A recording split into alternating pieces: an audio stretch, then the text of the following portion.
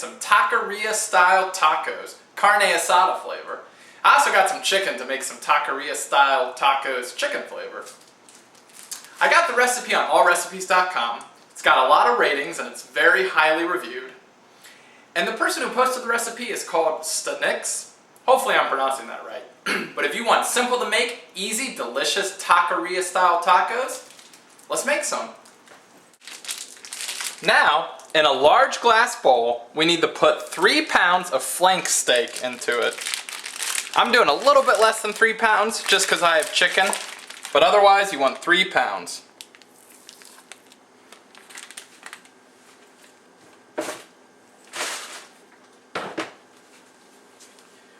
Now we're going to mix up some marinade to put that in. In a separate medium bowl, pour 1/3 cup of white vinegar, half a cup of soy sauce. We need to mince 4 cloves of garlic. So use the flat part of the blade, smash it. These are big cloves. Get the clove out of the skin, then use the back end of the blade and just do small little mincing cuts.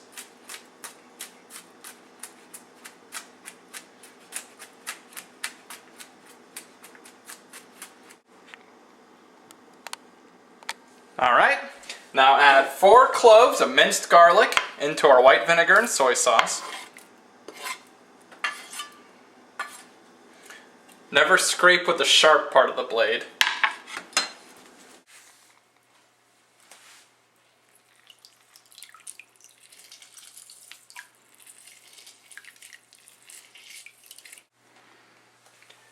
Half a cup of olive oil.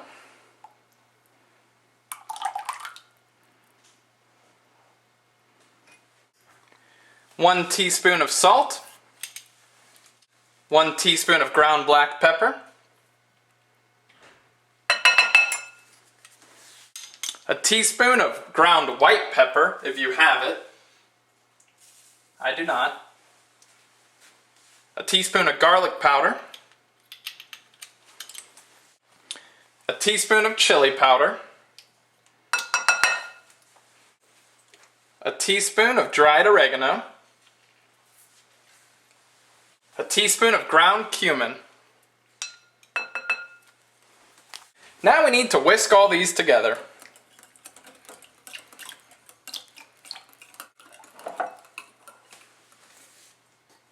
Then we're going to pour this over our flank steak and marinate it. We're going to cover it with plastic wrap, put it in the fridge, and let it marinate for 1 to 8 hours. Mine is just going to marinate for about 2 hours. Make sure you get it all out, because that's really going to help the flavor of our steak. And it said one thing to do is to turn it over, just to make sure it all gets covered. Oops. See, I wish I had a more shallow bowl so it could absorb more better. But that's okay.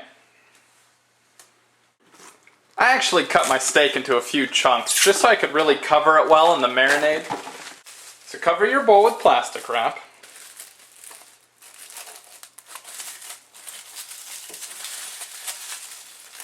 Make sure it's completely covered. I'm going to have to do another one across.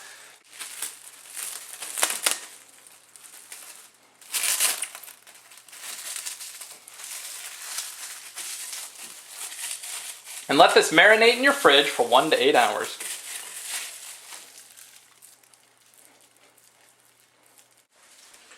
One to 8 hours. Alright, we need 2 more things for our taqueria style tacos. We need an onion relish, and we need a salsa puree.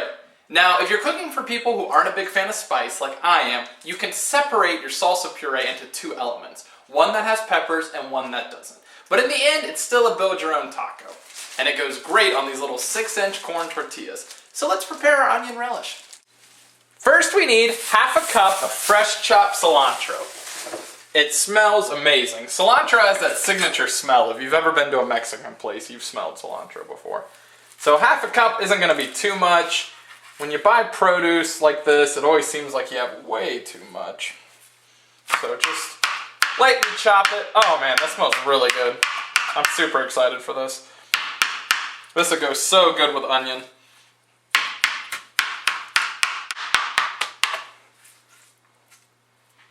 I'd say that's about half a cup right there. I'm going to chop it a little more, but then that's pretty much all I need.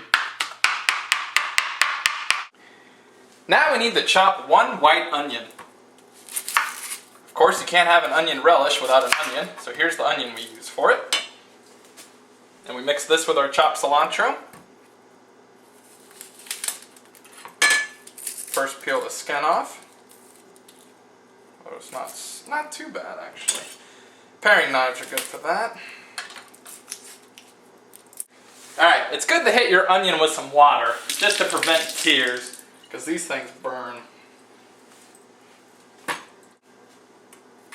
Okay, be nice and careful if you have a sharp knife.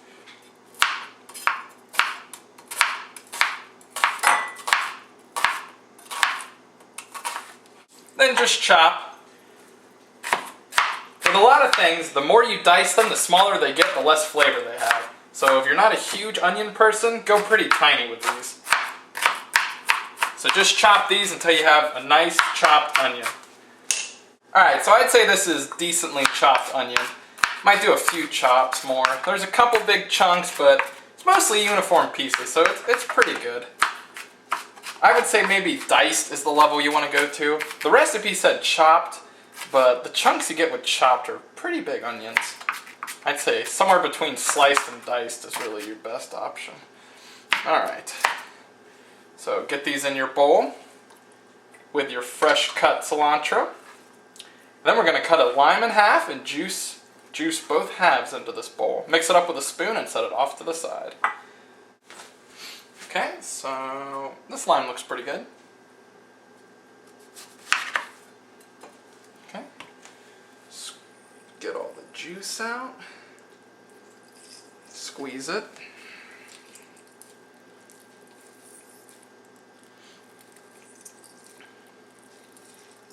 I'm really lucky because for this recipe, a lot of the produce I got was really fresh. Had a lot of odors too, a lot of good odors, so I'm excited to try all this. I would just use a spoon to mix them all together.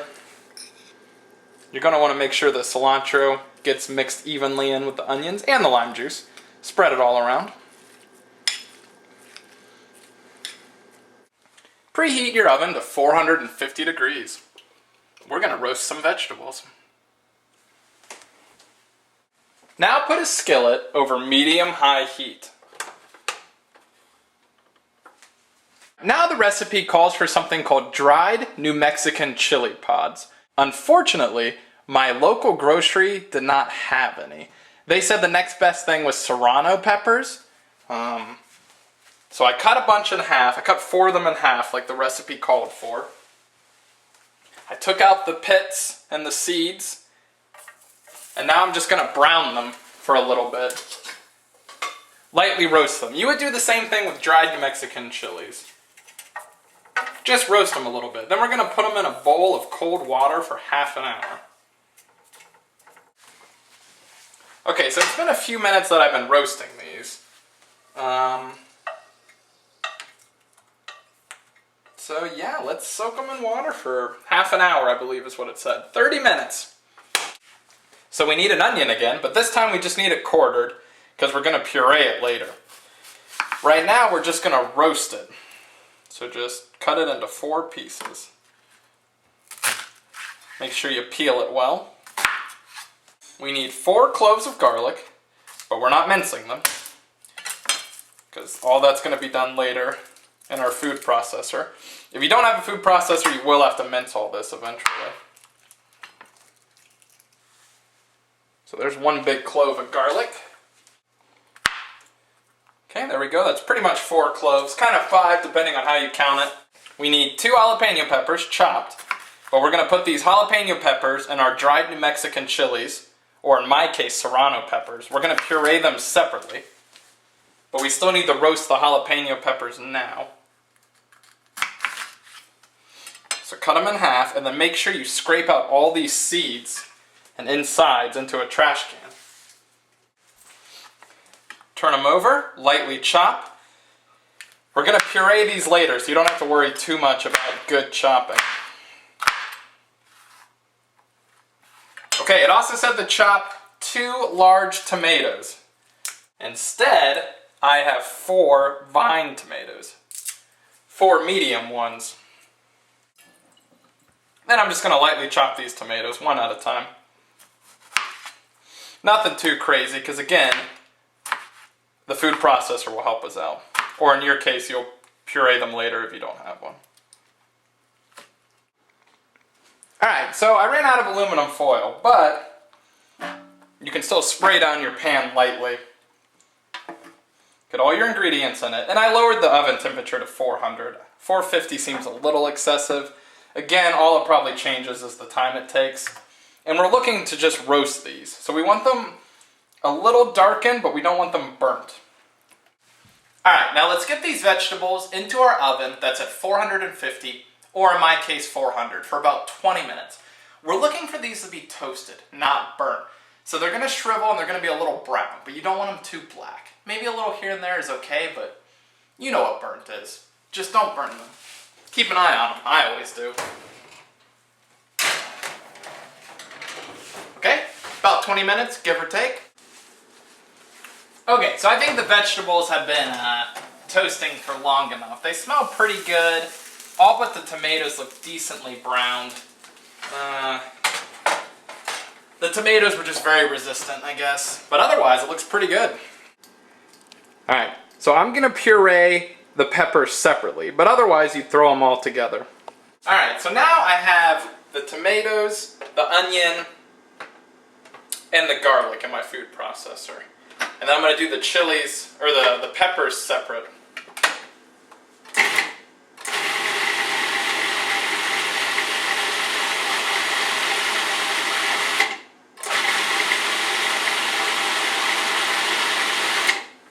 So it's starting to come together. And they said salt and pepper it as you desire.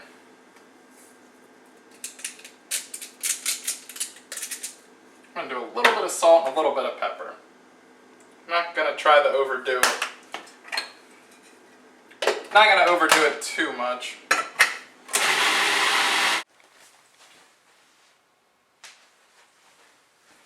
Now it's time to get out our meat that's been marinating, cut it, and cook it in a skillet. You should have been marinating your meat for 1 to 8 hours. In my case, it's been 2. Now we need to cut it. And be very careful about what you mix this with, because this is raw meat, so be super careful right now.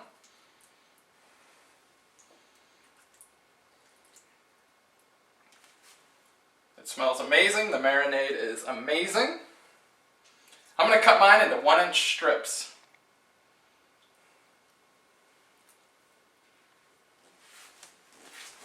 I brought in a meat expert who knows meat a lot better than me, so he's helping me cut these into an appropriate size. The pieces I was just cutting were a little bit too big. But again, it's all up to preference, what you like, what you prefer. But also, bigger pieces will take longer to cook too. So I'll show you in a minute once we've cut all this steak up. So the key when making taco meat is you want it to be as thin as possible, because A, it's going to be easier to cook, and B, it will be easier to put toppings on it. In addition to that, you can actually look, you want to make sure and get this kind of fresh meat. You can tell it's very marbled. You're going to get a lot of flavor out of that. It's going to be delicious. Now take a skillet and put it over medium-high heat. Then we're going to put a little bit of vegetable oil into the pan, a couple tablespoons worth. The recipe didn't have an exact amount. Let that heat up, and then we're going to begin to cook our marinated flank steak. Now that our skillets have warmed up, get your prepared flank steak into each one. Make sure you stir constantly.